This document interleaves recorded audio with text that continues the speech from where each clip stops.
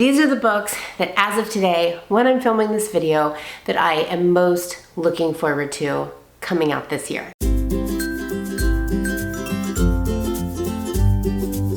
Hey book lovers, Kristen here. Welcome back to the channel, and if this is your first time here, thank you for watching this video. In today's video, we're going to talk about my most anticipated releases for 2026. Now this is just my personal list. This is not like an exhaustive list, obviously, of all the books releasing in 2026. So originally I was going to do a 26 and 26 list. I was going to find my 26 most anticipated releases for 2026. And then I was like, no, I'm not gonna pigeonhole myself to that number. I'm just gonna like go through and make my list. And then right before I started filming, I counted them, and I kid you not, there's 26.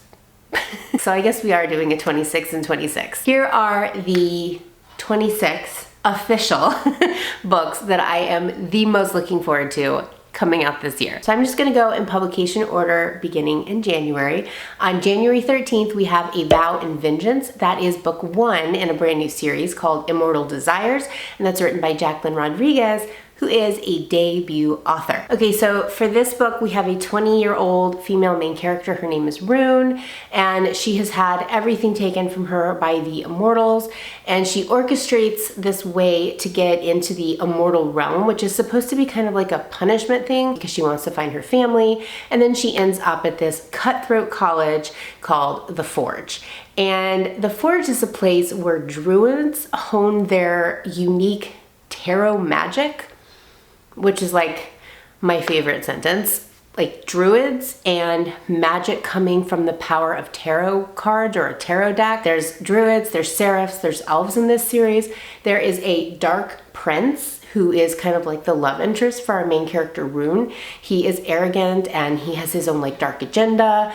And I'm just like really looking forward to this. It just really feels like my vibe. The next book releases on January 27th, and that is The Wolf and the Crown of Blood. This is book 1 of the Broken Accord series by Elizabeth May. I have never read any of her books. She writes the Falconer trilogy, among other things, but I know the Falconer trilogy was very popular and reviewed pretty highly, and I just never got around to reading it. So anyway, The Wolf and the Crown of Blood is about a princess who, I'm a little unclear because obviously I haven't read the book, but it sounds like she dies over and over again, like she dies and then is brought back to life. And then on the other side of that, you have Evander, who is like an assassin who is hired to take her out.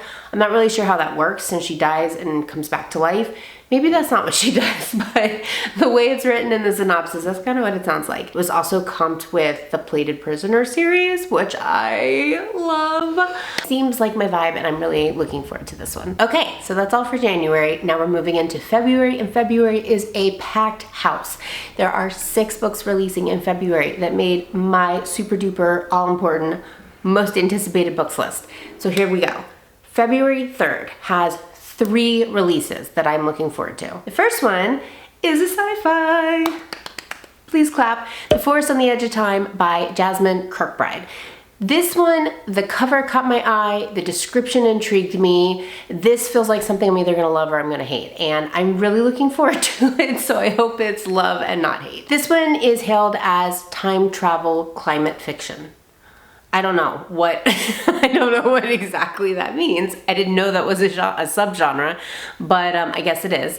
This is about 2 women, and they have each time traveled in opposite directions, and I don't know how and I don't know why because the synopsis does not tell me that. Echo traveled all the way back to ancient Athens, and she is working with the healers.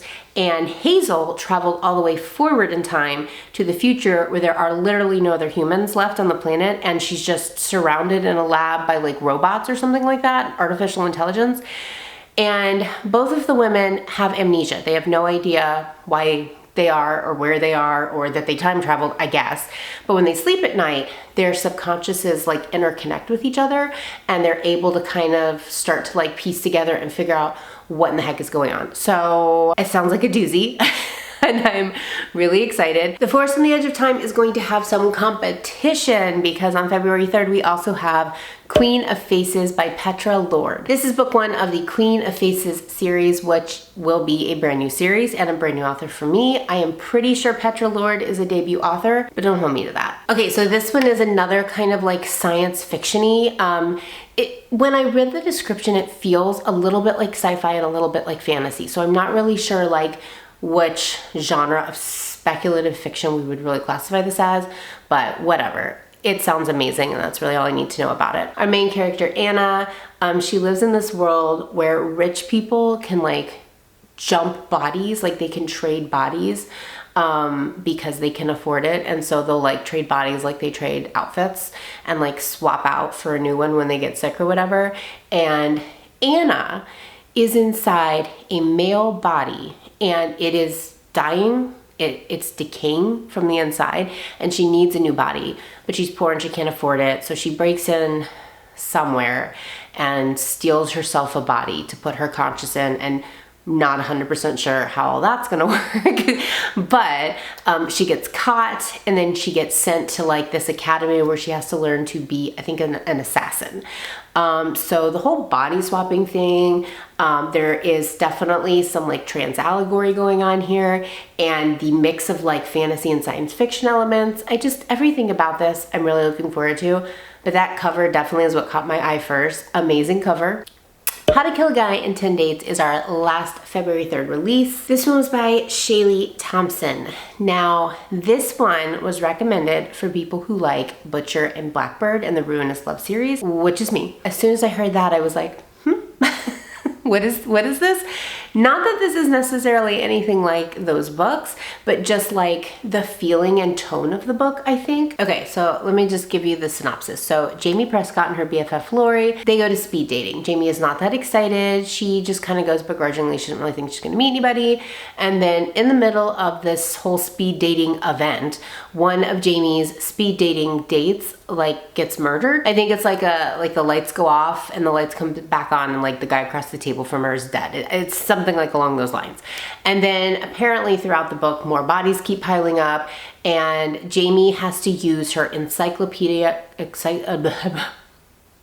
Jamie has to use her what am I trying to say? Encyclopedic. Throughout the book, Jamie has to use her encyclopedic knowledge of horror movies in order to try to hopefully become the final girl, which I'm just now realizing it says that in the synopsis, but she's at this event with her best friend. So hopefully her and her best friend are going to be the final girls. Oh, and there's also like romance somehow with this whole crazy thing going on in this like one day. She finds romance. It's a horror romance and it's also supposed to have humor. So we shall see. All right, moving on to February 10th, we have Wicked Onyx, which is written by Debbie Cassidy and is book 1 in the Veritas Legacy series. This is another fantasy series that has to do with a magical academy. You are gonna notice in my 2026 anticipated list, I do seem to have a lot of dark academia, or even if they're not dark academia, I have got a lot of books that are set like at a magical college or a magic academy or something along those lines.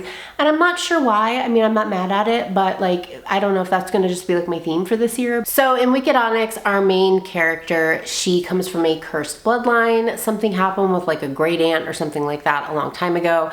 And whatever it is that happened, it caused a curse on her family where they don't have any of their powers anymore.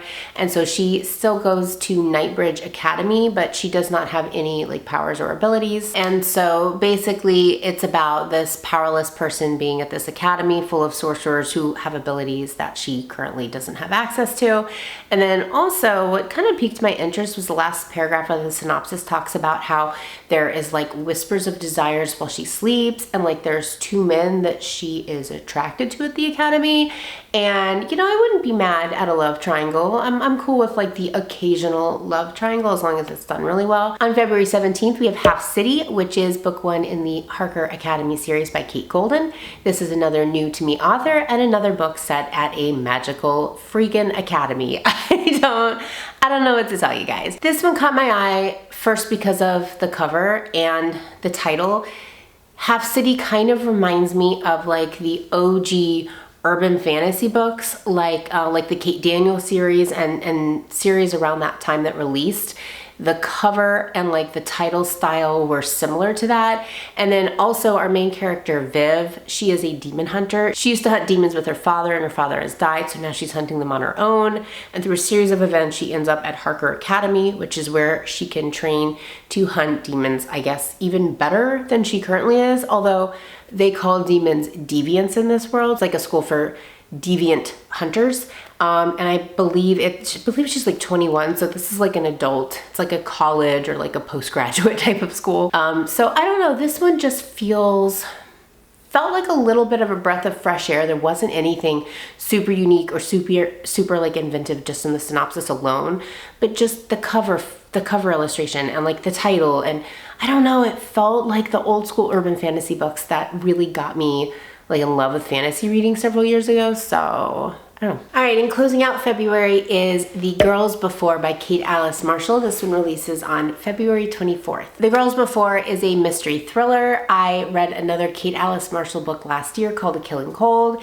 It was my only 5-star read that was a mystery thriller last year. So when I saw that she had this book releasing in the first half of 2026, I thought, I definitely want to put that on my list because I definitely want to read some more books by her. This one has to do with a woman who works in search and rescue and a kidnapped girl. Our main character, I think, is Audrey, and she's a search and rescue expert, and she had a friend who was taken and never found when they were kids or when she was younger. Now there is another girl who was taken, and it is part of Audrey's job to help locate her, obviously.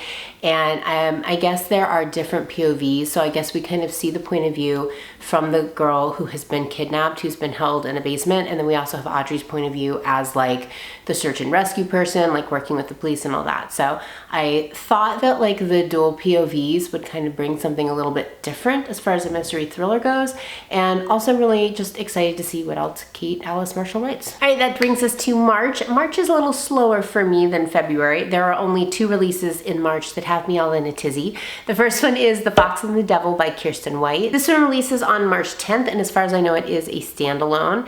This is an interesting one. This one is a sapphic fantasy that has to do with the daughter of Van Helsing.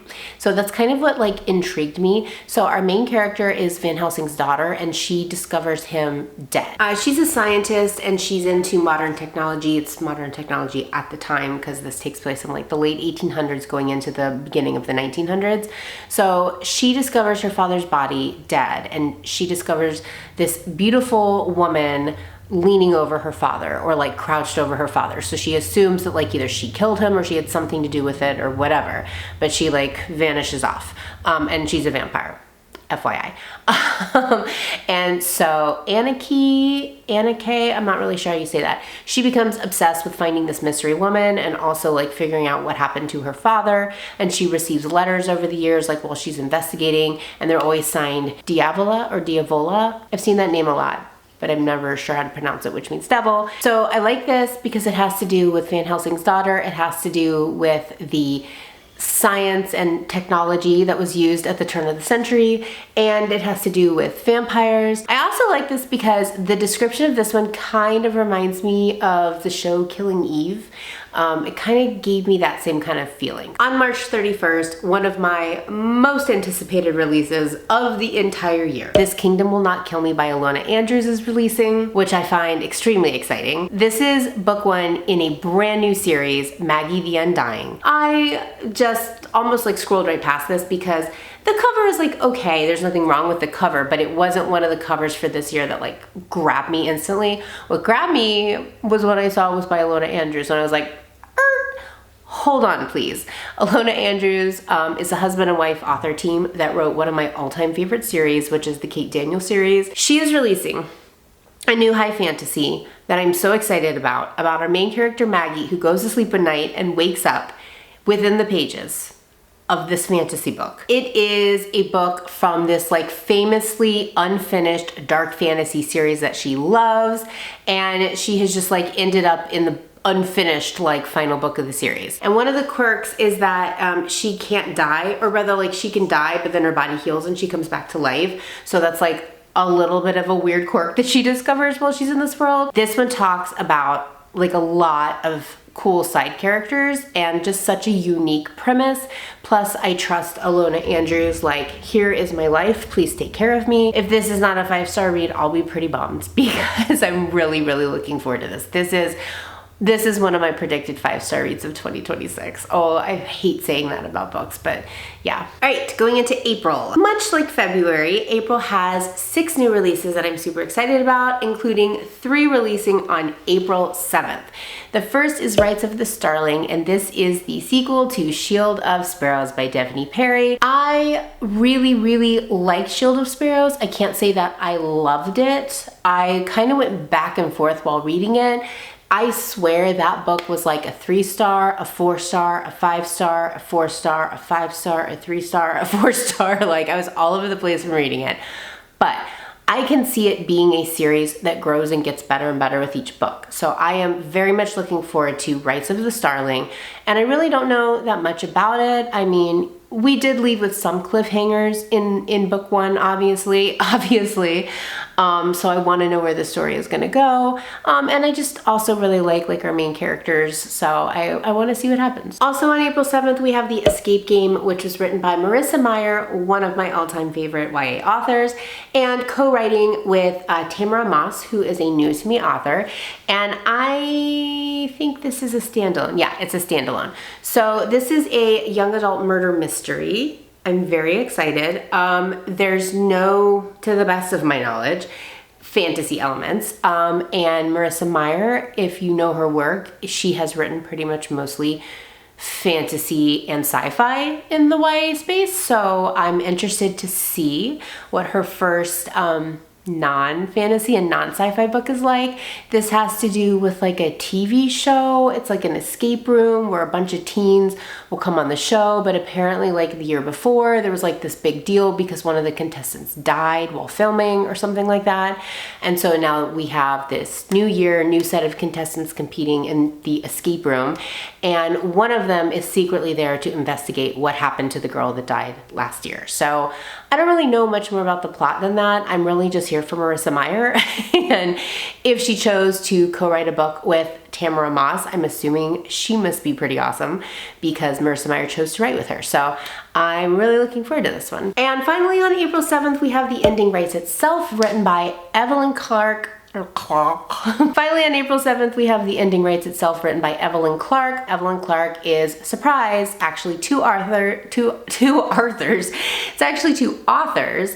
It is V.E. Schwab and Kat Clark, and they are coming together to write this book. Another one, April is all about the co-authored books apparently, and this one is about 6 authors who are all like middle of the road authors, and they write 6 different genres, and they're all invited to come to this island at the same time. And when they get there, they discover that this very famous author, who they think, I guess, that they're there to see, he's actually died. And he's actually died right before finishing the very end of his most recent book. And so these 6 authors are there to like compete, I guess, to write to finish this guy's novel. It's a mystery thriller. And I don't know. I have no idea what's going to happen with this. I'm pretty much here for V.E. Schwab.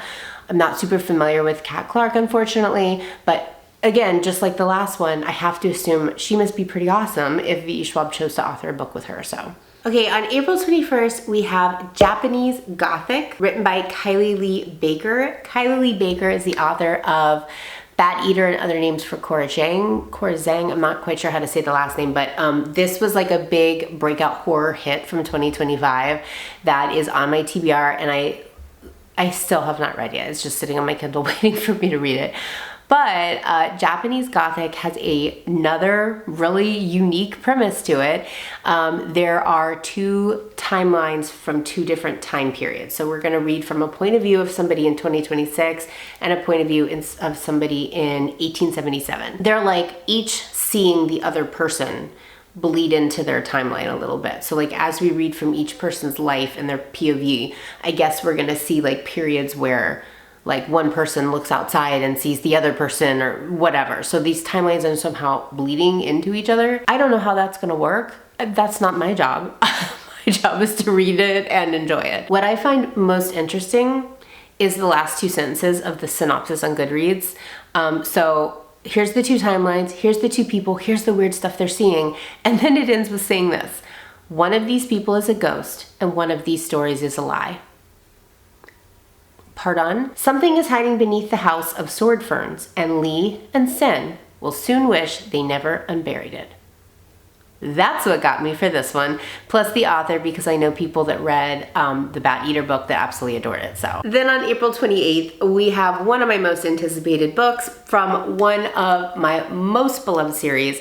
That is Maureen Johnson's Truly Devious series. We're getting book 6, The Velvet Knife, and I don't even know what this one is about. I don't even know the synopsis.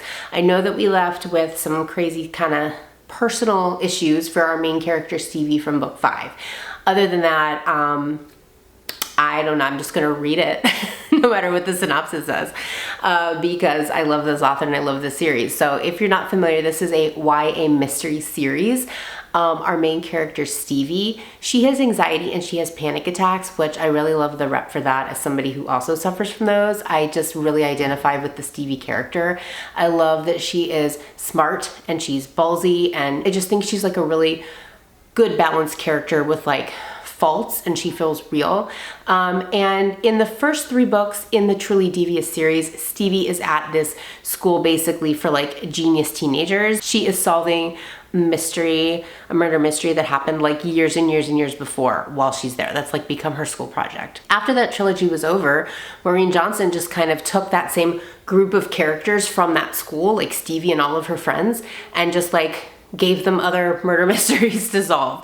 So that's where we go with book 6. Stevie and the gang, they're going to solve another mystery that's going to have to do with a velvet knife, I assume. Also on April 28th, we have An Arcane Study of Stars by Sydney J. Shields, sorry. And she's the author of The Honey Witch, which I did not read, but I know people generally really liked that one. And An Arcane Study of Stars is actually a standalone dark academia. So first of all, I'm really looking forward to that. A lot of the books on this list are the first in a brand new series, and it's just so nice to read like a standalone fantasy sometimes. This one is about our main character Claudia, who's rejected from Cygnus University, and then she makes a deal with a devilish sort of creature guy who takes a bite out of her soul to seal the deal between them to help her get into the university. And lo and behold, another student dies, and Claudia is magically sent a letter saying like, oh, you're gonna take this student's place. Welcome to Cygnus University. So I guess while she's there, she's also investigating some other stuff going on. There's also, I guess, some sort of like romantic interest who's not the devilish guy that took a bite out of her soul for some weird reason. I don't know, but I like the cover. I'm intrigued by this author, and something about the synopsis, it just hit me just right. I really don't fully understand the synopsis. I get good vibes. I don't know how to explain it. All right, getting into the month of May now, which is my birthday month. So I appreciate that coming out in the month of May is one of my most anticipated sequels of 2026, and that is Furybound by Sable Sorensen. This is the sequel to Direbound, which I read this past year, and I loved. It was one of my biggest surprises of 2025. It wasn't one that I'd really heard much about. I mean, now after the fact, I've learned that it actually was pretty popular when it released, but it just was not on my radar at all. And we had a lot of crazy stuff that went down at the end of that book, so I'm really excited for Furybound. Yeah, I'm not really going to talk about the synopsis in case you didn't read book 1, but very excited for this one. Also on May 5th, we have a new release by Fonda Lee. It is a standalone sci-fi space opera called The Last Contract of Isako. So this is about a legendary sword woman, you know, in space. This is like fantasy elements, but like make it a space opera, make it like science fiction. This legendary swordswoman, she is I guess her like main client is retiring, and so she's gonna retire. And then of course she gets offered this contract that's too good to pass up, and so she decides to make that like, you know, her last contract. And then she gets embroiled in like corporate espionage and dark secrets, and again, space opera. That's all I needed to know. Finally, on May 5th, we also have Stormbreaker by Nisha J. Tooley. This feels like it's first in a new series, but it could also be a standalone. Right now, we have a very, very small description on Goodreads that says, a thrilling upper YA romantasy by Nisha J. Tooley, where Divergent meets the Cruel Prince in a glittering, storm-wrecked Manhattan where the elite rule through legacy and one forbidden romance could tear it all apart. And that's all we have.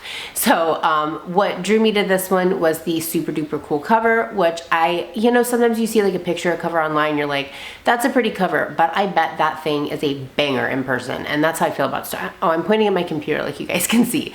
The cover's probably in one of these places. Stormbreaker has a really cool cover. And when it releases, you should go look for it in person. I read The Artifacts of Uranus, the first book in that series, and that series is on my series I most want to finish this year in 2026. So part of the reason I want to pick this one up is just because of the author. On May 12th, we have Deathbringer, which is book 1 in a brand new series called Deathbringer. And the author's name is, I have to read this one, Sonia Tagliarini. I think I did that right. This one caught my eye because it has a really cool cover, sorry, but also because one of the comps is Naomi Novik, and I have read Uprooted by her that I really liked, and the Scholomance books. I've read the first 2 books in that trilogy, and I love that series. So that's like a big comparison for me. So I don't know if this is going to necessarily live up to that comparison, but the synopsis says that our main character Viola was born with the ability to speak to the dead. She hates this ability. It killed her sister, and she needs to learn how to control this ability before it kills her also. So she goes to the Gornhill Institute of Magic, and she meets Silas, who is a poison mage who has snakes, and their fates become intertwined, and he hates her because he hates death magic, and she hates him because he's like a jerk. And I don't know, but like death magic meets poison magic, that really interested me. And again, now it's like an institute. I think another was a university, another was an academy, now we're in an institute. These are all schools, these are all academia, whether they're dark academia or just books with a academia setting, like fantasy books. I don't know, but I'm really interested for Deathbringer. Okay, our last May release that I am really looking forward to was written by Janine Frost, one of my OG favorite fantasy authors. It's called A Curse of Beast and Magic, and it is book 1 in a brand new series called Beautiful and Beastly. I am a huge fan of Janine Frost's Night Huntress series. It was another one of those OG urban fantasy books like Alona Andrews with the Kate Daniels series. These books were like releasing around that same time, and I read them around that same time. And I cannot believe that these 2 authors are both releasing like brand new fantasy books in like a completely different type of fantasy than what they previously wrote, and I'm so excited. This one is kind of like a Beauty and the Beast type of thing, except she's the beast. Apparently Rain, I don't fully know because again I haven't read the book, but it sounds like she was like bitten or scratched by a werewolf. She had like an incident while camping, and she has the beast inside of her. She's an ER nurse, and she keeps the beast at bay by like feeding it the pain and chaos she's exposed to when she works in the ER. And Remy is our male main character, and his job is to keep like monsters and beasts like Rain out of our world. He like protects that. And so he's after Rain, but she actually saves the life of this elderly man who turns out to be Remy's grandfather. And like the story goes on from there. I'm not really sure like where the plot is going, but I would be looking forward to reading this no matter what the plot was, just because it's Janine Frost and I really want to see like what she's gonna do. But I am actually intrigued by this premise too. So plus it has a really pretty cover. Going into June.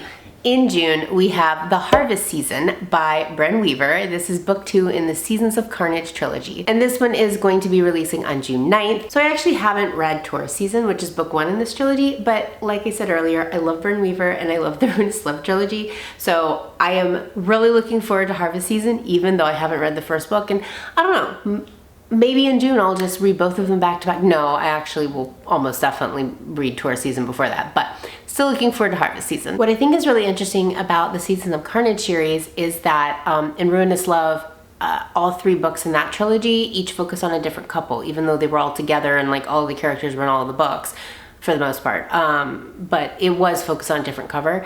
a different couple, and the Seasons of Carnage trilogy actually, I guess, focuses on the same couple, like the same female and male main characters throughout all 3 books in the trilogy. So I'm really interested about that. On June 30th, we have The River She Became by Emily Varga. I'm pretty sure that this is a standalone, and this is about a young woman who works collecting Fae artifacts during the day, but at night she's like reclaiming these artifacts for her people, and she decides that she is going to be crossing this river into this other realm to try to, like, I don't know, start a rebellion or something. I'm not exactly 100% on the plot. I'm not gonna lie to you. Her name is Yasima, and she is a scholar, and so she's she's living like this double life. She wants to save her people and reclaim the land that's been taken from them. When she finally is able to like cross this river, she meets a captain, and apparently like they're both looking for the same thing.